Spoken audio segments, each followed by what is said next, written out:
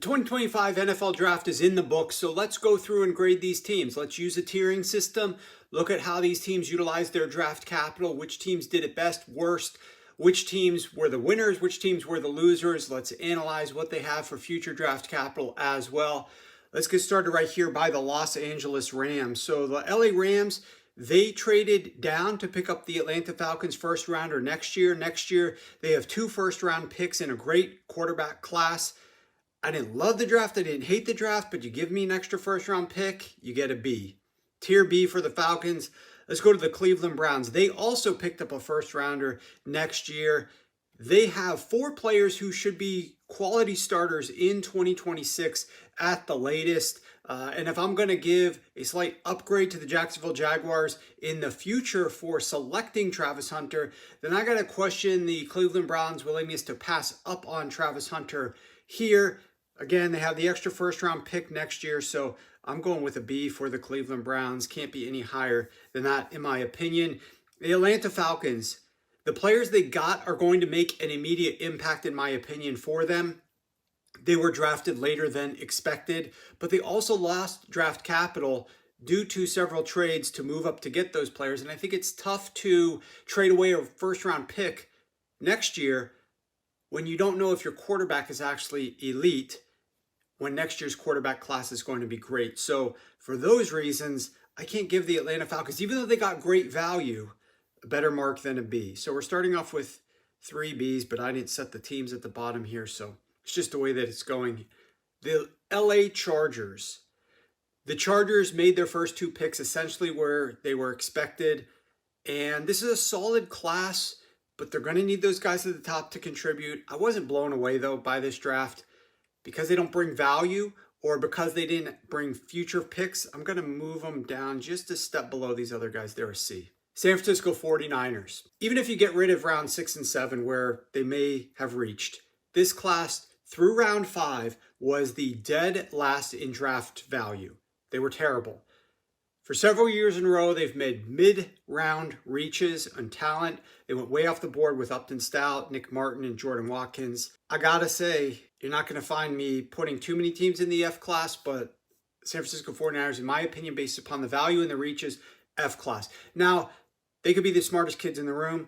They could be totally right, but they're way off from a value perspective. And many of these guys they could have gotten later in the draft. We'll see how it plays out. The Carolina Panthers, on the other hand, top 10 value in the first 3 rounds, highlighted by several players. Scorton and Princely U, both are solid steals. Love the McMillan pairing with Bryce Young. Is 6'4". He's going to be dominant in the red zone, in my opinion, in the future. A few reaches in rounds 4 through 6. Some of those late round reaches don't bother me quite as much. I'm moving the Carolina Panthers up to A tier. Did you know that only 20% of people that watch our content are actually subscribed to this channel? If you want to help this channel grow and deliver more content just like this video that you're watching right now on a more frequent basis, hit that subscribe button below. Okay, let's move on to the Seattle Seahawks. First 3 picks, all are going to compete for playing time immediately. Great first 3 picks. And then I love the situation that Jalen Milroe is seeing himself into. Working with an offense coordinator like Clint Kubiak, who worked with Taysom Hill last year. A, you're not the starter. Sam Darnold is. You don't have to worry about rushing things along. But B, you've got a coordinator who could design some packages, scheme some things up, get you into the game a little bit. Hopefully they do that, and hopefully we see Milroe on the field this season because I do think he is a playmaker. I think we should put the Seattle Seahawks in tier A. Good value. Buffalo Bills, they went all defense through round 5. Josh Allen is carrying this offense. We know that, but the defense has let them down many times over. So they went out and addressed it, but they don't really have any massive, immediate, impactful players who are clear starters off of this draft. Good draft, but B. Green Bay Packers. Other than Matthew Golden, everyone was a reach. Every other player was a reach on this draft. Now, they needed Matthew Golden. They needed to replace Christian Watson for a little while. They have, however, a good track record of going out and making their picks on linemen count. So while they reached for linemen, they've had a history of making those picks count. I want to give them like a C plus, B minus, but these are not grades. These are tiers. For now, I'm going to stick them in C.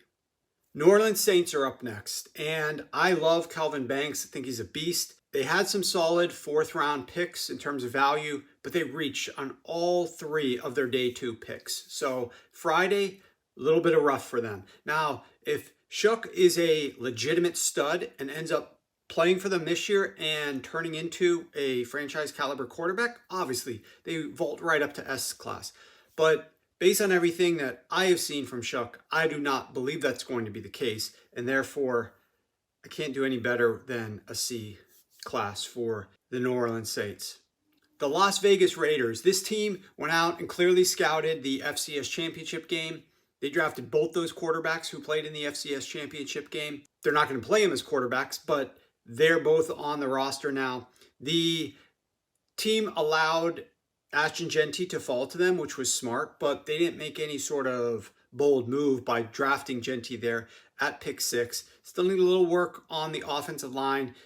Based on value through round 3, they ranked 10th, but they finished 18th. So some poor picks after the 3rd round. I think that we're going to stick them probably more like a C plus again, but C class here.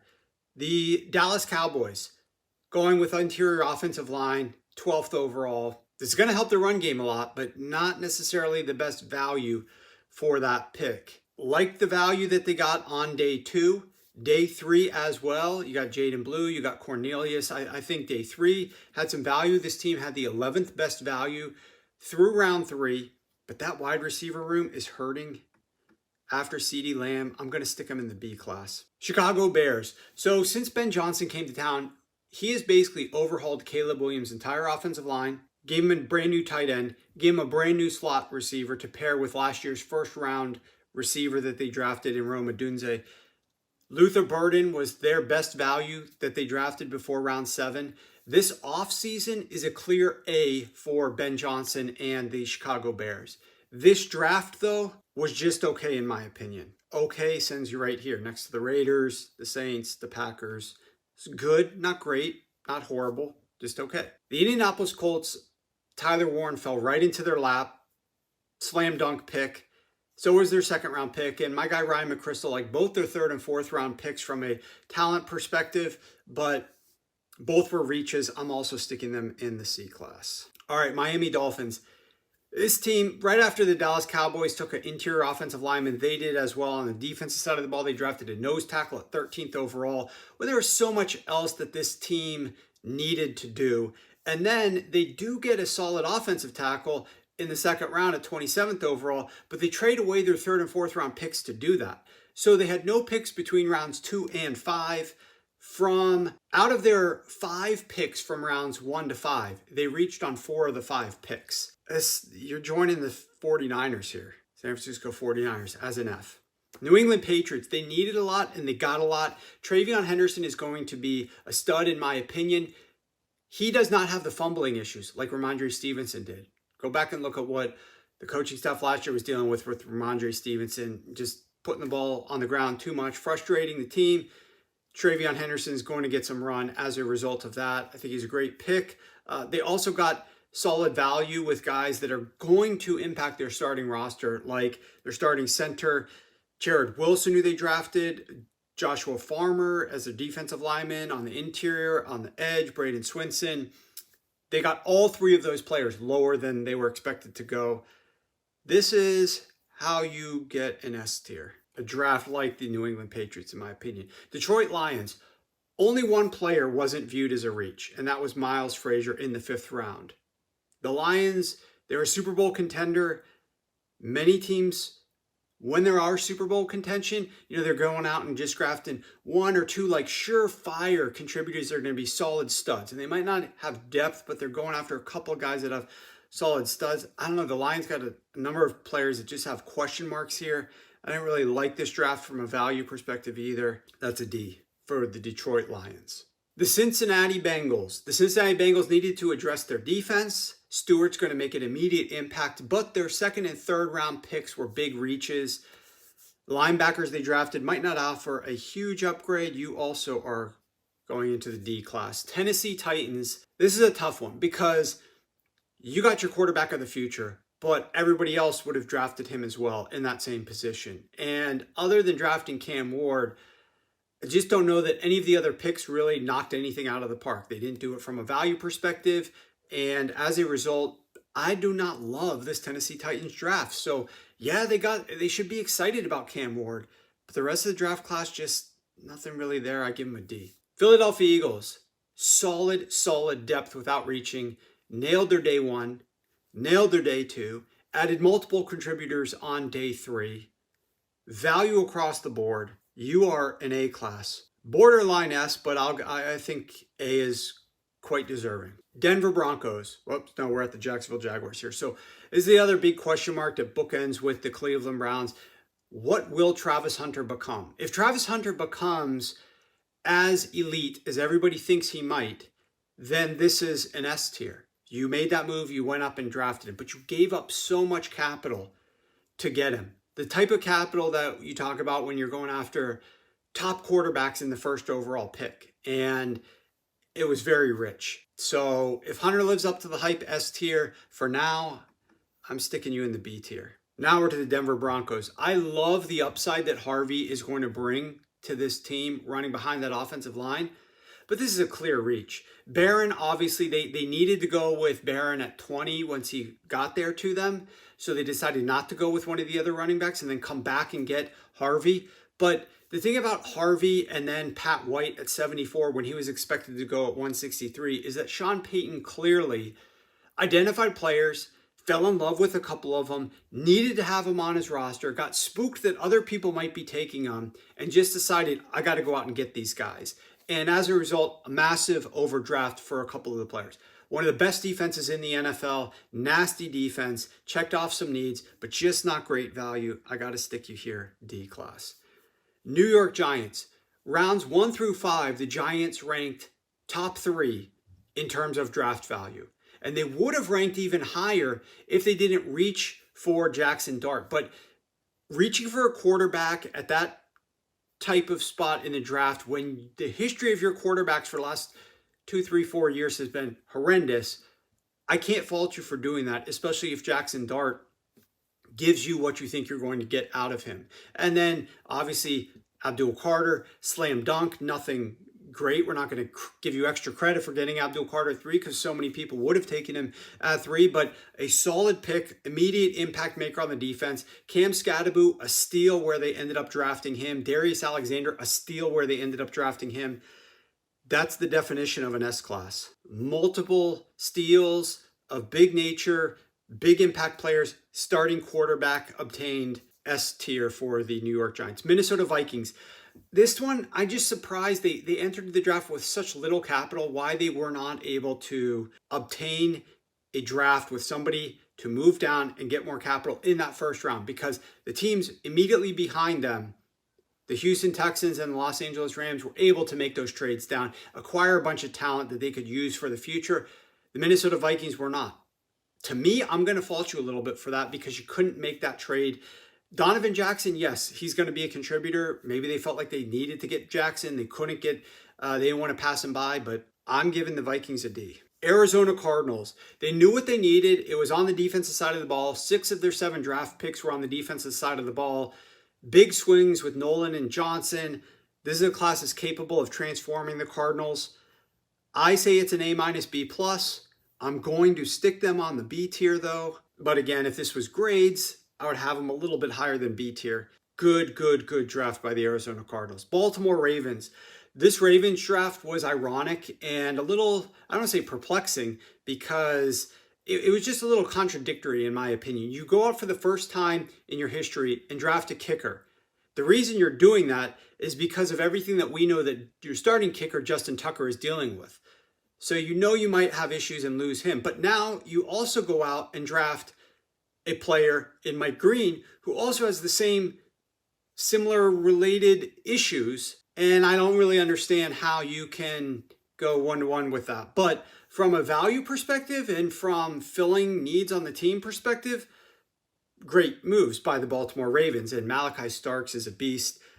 This is a team, and If so many other teams didn't have Mike Green off their board, I may have the Baltimore Ravens higher than this, but because so many teams just weren't even interested in him, yes, it was solid value, but I'm going to stick him as a B. This is really like a B plus in my opinion, and I think the Baltimore Ravens did a great job with this draft. Now the Kansas City Chiefs. The Kansas City Chiefs might have landed Patrick Mahomes, blindside protector for the rest of Mahomes' career, but we're not sure. A lot of question marks around that pick. And Norman Lott is one of the most boom or bust prospects in this class, but was an absolute terror when he got on the field. Day 3, they just landed value after value after value. This is an A class for me. Rich getting richer, just like the Philadelphia Eagles. Tampa Bay Buccaneers, I love them stacking another wide receiver in Ibuka with that solid wide receiving core and Bucky Irving in the backfield. And then they landed a couple of picks in the 3rd round and the 4th round, 2 of the more exciting developmental prospects at their positions. I am giving them a B. The New York Jets, their picks in the first 2 days were all solid combinations of need and value. And in fact, they ranked number 5 through round 3 in terms of draft value. They crushed it on Thursday, Friday, but on Saturday, things got unbuttoned. 3 out of their 4 players were reaches, and instead of finishing top 5, they finished 22 overall. I don't care as much about you reaching late, but you're not getting an A class, you're getting another B class. Good draft at the top for the Jets. The Pittsburgh Steelers, everybody was expecting them to draft either Shedeur Sanders, quarterback at number 21, or Derek Harmon. And they made the decision to pass on Shedeur Sanders when they needed a quarterback. So many other teams then passed on Shedeur Sanders. So that was a really smart decision by the Steelers if they were thinking about drafting Shedeur to not draft him there because they could have taken him much later in the draft. That is an unspoken, ungraded type of move that adds value. And then they added Derek Harmon there instead, who has Steelers DNA written all over him. They were top 10 in value through day 2. Top 10 overall in value, a very consistent draft throughout. This is an A. The Washington Commanders, massive value in landing Trey Amos in the 2nd round. I like Josh Connolly on the offensive line. This was the 6th best draft value class through 3 rounds, but they had a few reaches after that, including wide receiver Jalen Lane. Maybe a B plus if it's grades, but from tiers, I would stick them on the B tier. And then the Houston Texans. If drafting players with the first name of Jalen improved your grade, the Houston Texans would be on the God tier because they drafted 3 Jalens. Wild. Plus a Jaden. And I absolutely love that Jaden. Jaden Higgins in the 2nd round. Jalen Nolan in the 3rd round is solid talent as well. But you don't get extra credit for drafting Jalens. So where's the mouse? You're going into the C class. So there you have it. The 2025 NFL draft grades and tiers. Let me know what you thought about my tiers in the comments below.